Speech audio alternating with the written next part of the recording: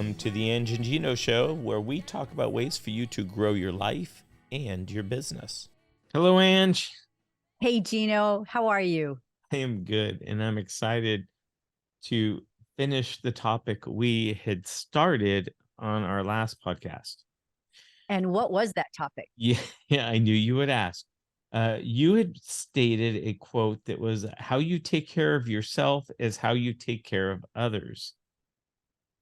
Yeah. And I wonder if I was saying it differently too, because how we do anything is sometimes how we do everything. That's another interesting part of the topic. I know I'm throwing a curveball in here, but yeah, because you and I started talking about this topic at some point to remind ourselves to talk about it today. How we take care of ourselves is how we take care of others.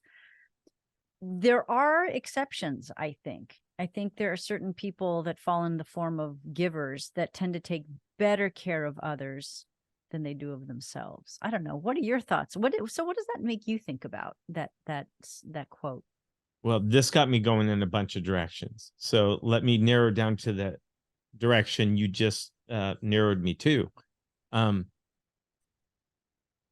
friends of mine, more acquaintances, very successful business people.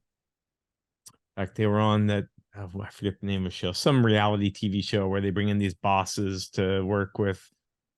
Oh, it was The Apprentice. That's what it was. They were actually on The Apprentice. Anyway, they had plenty of money to start this new business idea of their own. They didn't need any outside investors for it, but they intentionally chose to have investors because they knew that they would work harder for the investors than they would for themselves. So that's counter to what you said. Yeah. And maybe I can't remember what I said, but if I said that, I'd be surprised at myself for saying that. And it must have been in a different context, because I'm more prone to disagree with that. Meaning I think we do perform better when there's accountability for others. You know, it's interesting because that's a massive accountability factor for your friends starting that business, you know. And when we talk about when we publicly state our intentions, puts a little more skin in the game, doesn't it? Yeah. It's sharing our goals with others. They can poke us and prod us along a little and remind us what we want to do. Kind of like you reminding me of my book writing. Well, you and I, just from what we're doing in this, starting this little venture in those classes we do together, you definitely make me, I'm like, oh, I don't want to let Ange down, so I got to get this done. Yeah. Right. Yeah. I might go, that can wait another day. I'm going to go on a bike ride. But no, I have to have a call with Ange, so I better get my. It's our accountability factor. Yeah. Absolutely. And it is fun. I mean, I think, there's three major areas humans need to, I call them three big buckets we got to fill up. And I would say, if you're awake at night, one of these buckets is probably empty. The first bucket is something in psychology talk, we use the word autonomy. And that represents our sense of agency, self-control in our lives, the choices that we perceive to have, not necessarily really have. So that's part of the autonomy. So sometimes when we don't feel like we have enough choices or freedom, sometimes that's based on reality. Sometimes that's also just a perspective. That's one bucket. And the second bucket is a competence bucket. We call it competence in the research world, but it's really the place where we're meant to be perpetual learners. And I think, for example, the reason you and I had so much fun starting to work together is because we were learning things from each other. We were figuring out different ways we could support clients, and sort of kind of like the key in the lock, where it was like, okay, they can get to a certain point, massive success on like focusing on profitability, but then leadership steps in, right? And kind of keeps lifting that up. That's competence, right? Like the fact that we learn. So that's a second bucket. And so I think when people are awake at night, sometimes they might be stagnating in their life. They might be in a job that they are not pushing themselves to learn more. I think people tend to say, oh, it's the company's fault, or it's I have a boring job. there's always a way to instigate something to learn more about your job or expand. There are rare times where people are truly dead-ended in jobs, and those are the times when people need to take courage and move on so they can keep learning more. But the idea is that, new jobs, new roles, new takes on our job, on the work we're doing, can really give us that sense of competence. Competence is also the gateway to confidence. We have a whole generation of kids that we tried to make self-confident without the notion of competence. And that has been a massive failure. I've read articles where psychology says, well, we apologize. Oops, we were wrong. You can't build self-esteem and self-confidence without something underneath it. So competence is important. The last bucket is relatedness. And it's that notion that if we're not connected enough to people, we suffer. We really, really suffer. If our connections are not good, healthy for us, if we're not connected with ourselves, that's another bucket. Being kind of out of touch with where we are individually is another part. So those three buckets, when I'm helping coaching people or in a more therapeutic setting, those are the three buckets I'm thinking about, I'm listening for. And I tell people that's sort of a great toolkit to when you're laying awake at night going, okay, which bucket is this worry of mine that I'm chewing on? I worry when you're laying in bed. Go to sleep. I know. Wouldn't it be nice if it were that easy? Don't get me started on sleep, though. I mean, I think the country's in a sleep hygiene problem because we are actually, with our LED lights, we are massively manipulating depletion in our melatonin. So we are interfering with a biological function with our LED lights. Yeah.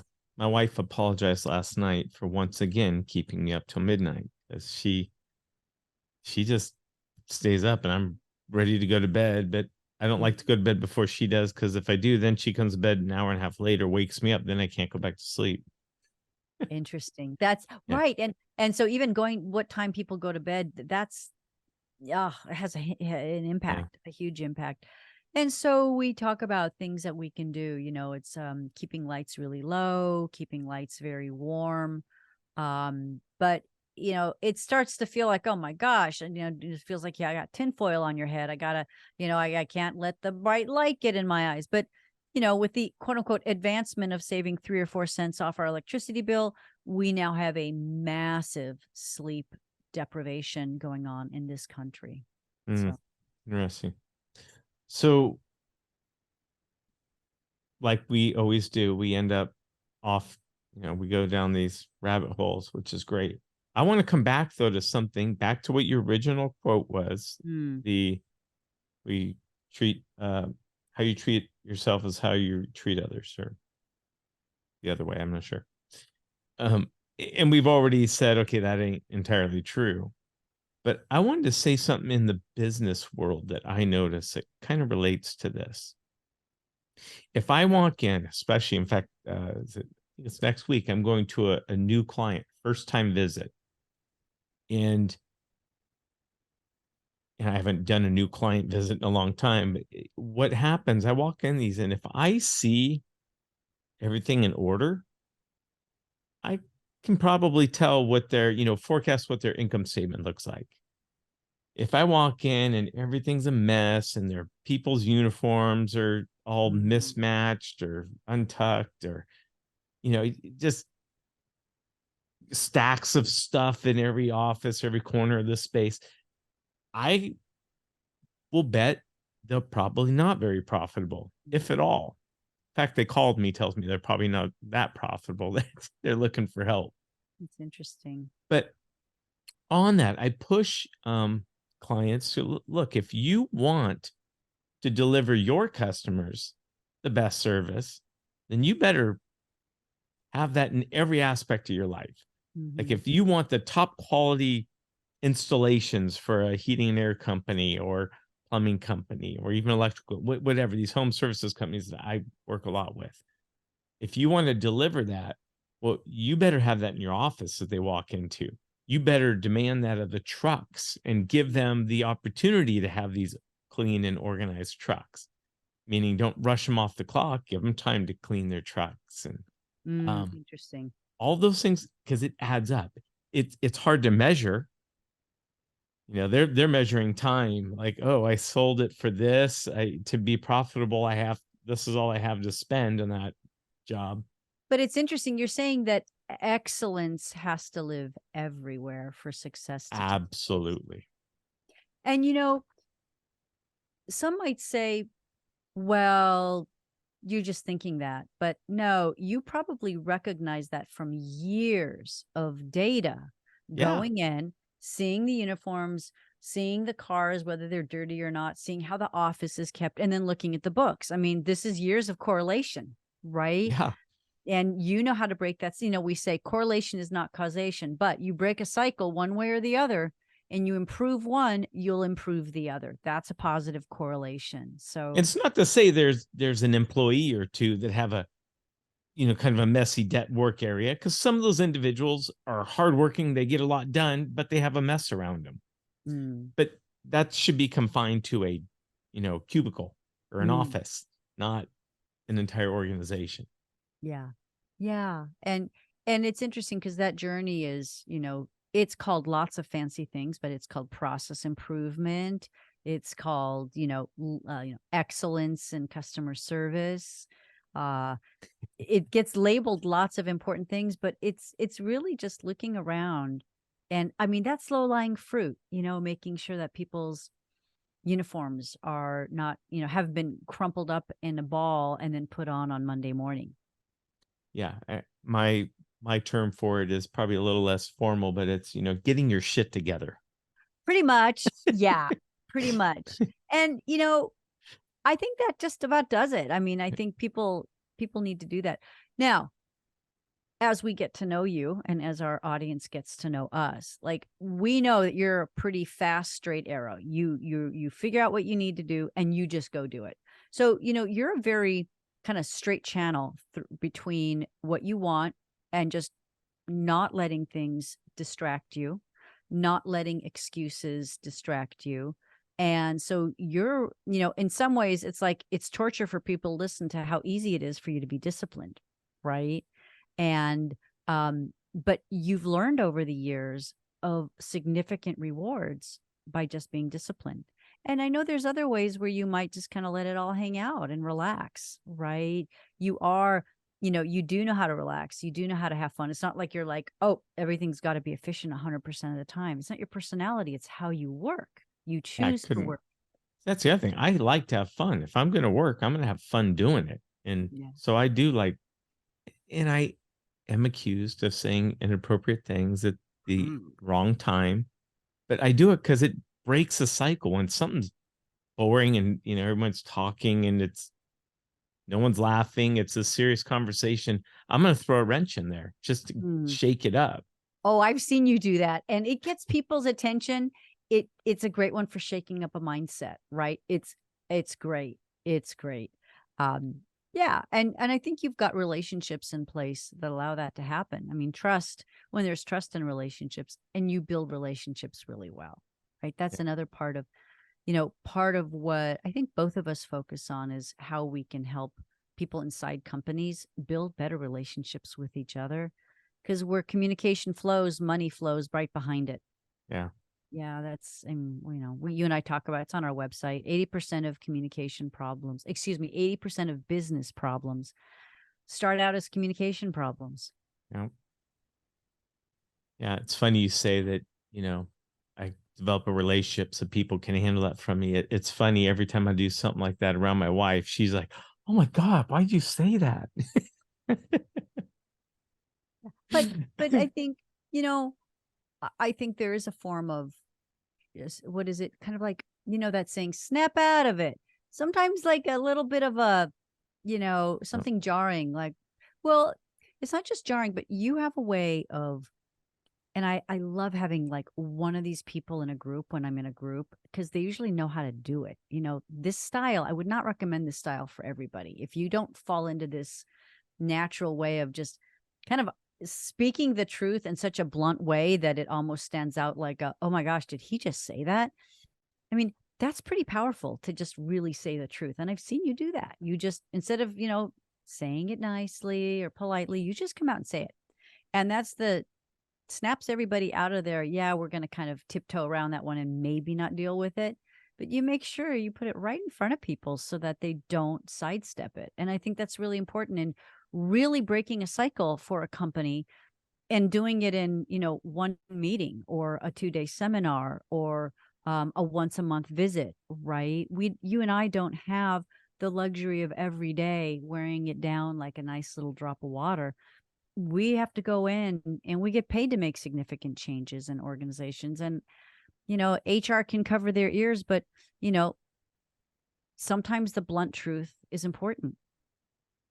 Well, I guess that's where we're a little bit different. I think all the time the blunt truth is important Yeah. because I don't like wasting time dancing around something. Yeah. I read once, and I think I probably shared this on a previous podcast. The price for clarity, the risk of insult is the price for clarity. Mm. And Ooh, say that again. I want to hear that one again. I the like that. risk of insult is the price for clarity. Yeah. Yep. It's an And instant clarifier. yeah, I mean, I don't, this might sting a little bit, but just, Yeah. you got to hear this. Yeah. I I might think, warn people a little bit. This is going to sting. yeah. Yeah. When I do, I have a leadership assessment that I do where I sit down and I meet with someone for a whole day. Sounds exhausting, but it goes really fast. It's a morning intake meeting, lots of questions. Tell me about your first job. Tell me about your favorite boss. Tell me about the worst boss you've ever had. Lots of great questions. And then they fill in some paper and pencil things for me where I learn a little bit more about their style. And then in the afternoon, I have to sit down. I get to sit down and I sit down giving them this big global feedback session. And I have to tell them things that probably no one's ever told them before. Now, I don't They've all veer. thought it though, probably, right? They've all thought it, wondered it, felt it, had an inkling about it. Some people get I try hard not to blindside people, but I lead them up the ramp. I build a ramp to that because I can connect the dots to the behaviors I've seen and what's really causing it. But it's so interesting because while that's such a risky conversation to have every single time, your bluntness is another risky conversation. I find that as I begin coaching with those individuals, there is so much trust because they know, one, I'm always going to tell them the truth. Two, they know I know who they are on the inside. A lot of coaching when it starts without an assessment is like going and getting tennis lessons where the coach hasn't quite seen how you're currently playing tennis. So you get this kind of like general tennis instruction rather than the assessment. And it gives such insight, but it helps the coach, any coach in any part of the business. And just like you go in and assess a business, you can't know how to help them until you know where they're at. So that's just my take on this idea of assessing before coaching. A lot of people just start coaching. They'll do maybe like one personality assessment. I do 2.5 hours worth of them. And it just gives me such a clear view of people. And it gives me the freedom to really be confident, like what's going to help these people. And so that, anyways, that picks up the pace of coaching really quickly. Yeah. Yeah. Figuring out the people. Mm. And that's in this new evaluation or new client I'm going to visit. Yeah, it goes, yeah, it's 2 days. And the first day, I'm just asking questions. There's your intake, right? That's your intake. I go, then we can go to dinner and I might summarize some of the stuff or ask a few more questions. It's so interesting. So let me ask you a question because I have clients often ask me this. They'll say, "Gosh, Angela, you come in and you ask so many questions. Why can't you just put them all down on paper and let us answer them ahead of time?"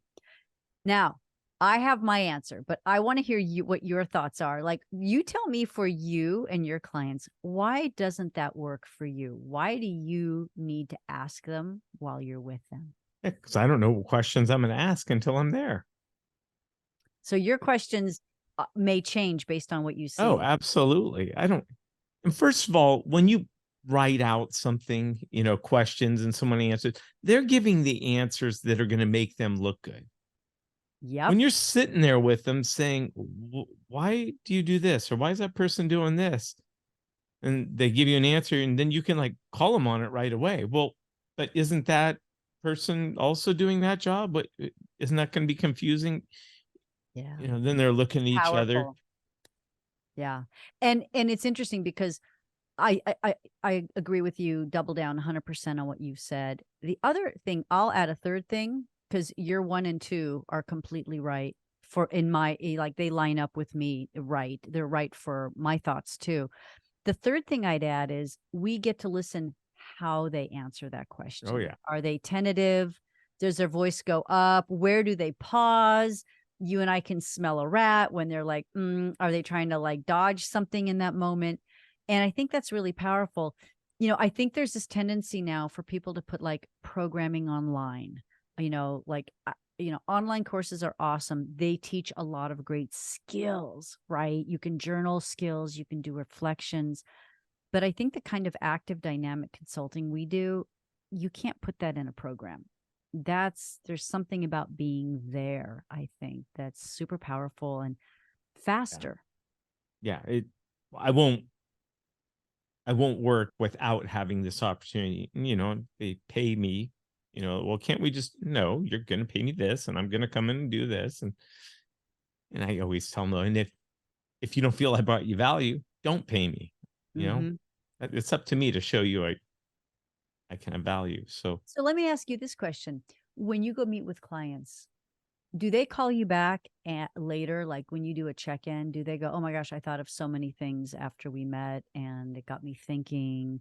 Does it tend to open a can of worms that helps them keep thinking about their work? Or does that depend on the client for you? but yeah, everybody's different. And that's in my space. There's a lot of guys that do what I do in my space. There's only a handful that have been doing it a long time. You have someone who works for a successful company, they quit, go become a consultant, and Mm, then they end up working for one of their clients as a full-time job. So they're not really, they're only a consultant intern because they don't know how to. Anyway, I'm not saying they're not good. They choose not to, whatever the reason. Anyway, so of the guys I know doing what I do for, let's say, 10 years or more. mhm, Again, there's only a handful of us. I know, and we all know each other, or know of each other anyway. And we have some differences, like some, and they're all good. And there's going to be people that they're going to work with better than I am, and vice versa. Um, but some of them have, okay, here's the way we do it, and they have, no, you need to do it this way, and I don't, because I look at every company, and I'll look at the talent in the company. I'll look at mm. where they're hurting the most. I mean, there's some clients that and I bring them all together. I create a group out of my clients because I want them feeding off each other, because there's something they're all going to learn from each other. Mhm. And they go, wait, you're doing that? How come Geno doesn't have me doing that? Why, hey, how come they're doing that and I'm not? Well, because, like, Step by oh, step. okay. But that's great. I mean, humans want to, normalize to each other. And that's why creating groups are powerful where people have a lot of similarities. That's why it's neat, important. We talk about finding your people, right? Yeah. You bring together people in a similar industry that have similar struggles. And that's we talk about humans can really get down on themselves by social comparison. And social comparison usually happens in a vacuum. Like, you look at someone walking down the street or you look at your neighbor, someone you don't know really well, and you think, oh, they've got it so much better. I think when you bring groups together and people really share their experiences like that, I do this in a lot of team coaching where we get people from different departments and we have 2-hour meetings every month, the group coaching. And man, is it powerful. Every time we finish the meetings, and like these guys that you pull together and gals, they always say, okay, I'm amazed at how similar our problems are, or I'm really learning some new things on how I can do some things different. And it gives people the courage to try. So I think that's that connectedness, right? Autonomy, competence, and connectedness. You're learning something new and you're connecting with other people. Real connection, not like social network connection. Yeah. Is this a good stopping point? I think so. I You mean, said a word that in this last one that I want in our next one to talk about, and that is trust. mm, I have a no, it's a big question for one. you on it. Okay. Well, so that's a nice little chapter here on a topic or two. Um, and I think it's interesting to see how it takes time and space. People just want to run their business. They just want to run. Like think of the metaphor running a business. Yeah. I talk about being a business, right? We call it, there's this idea of being and doing. People want to be, they want to do their business. They want to run their business. That's a doing thing. But the things that you and I talk about with our clients is a lot about how do you want to be? Do you want to be a tidy company? Do you want to be, shiny and prepared? Do you want to be thoughtful? Do lots of things. So we can unpack that in another chapter. But yeah, I think this being versus just running your business is such an important idea. Yes. All right. Ange, it's always a blast chatting with you. Same here. All Always. right. Until next time. All right.